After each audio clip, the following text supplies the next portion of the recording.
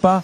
Et je vais même te dire, je ne sais pas quel est votre sentiment, mais si Diaz ne rate pas le péno de cette façon et si le Maroc gagne cette CAN après le péno, le goût qui serait resté, serait resté sur cette CAN, franchement, ça aurait été une sale odeur finalement. Et ça me fait de la peine, et ça me fait une peine folle pour les Marocains qui ont organisé magnifiquement bien cette compétition, qui travaillent dessus depuis des années, qui ont des stades fantastiques, qui ont tout fait pour que ça se passe remarquablement bien. Moi, j'ai pensé que tout avait été exagéré sur ce qu'on a dit autour d'eux et d'avantages dont ils ont bénéficié. Et je n'y crois pas une seconde à tout ça.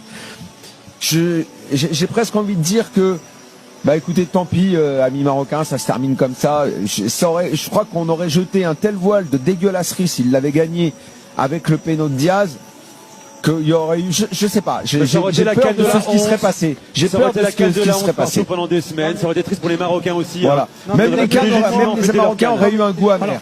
Bien sûr. Non mais Daniel, pour moi, si Brahim Diaz met ce but, clairement, il y a un gros problème de sécurité parce que moi, je pense vraiment qu'il peut y avoir de la chasse à l'homme à l'intérieur du stade. Ouais, c'est aussi, Elton, aussi.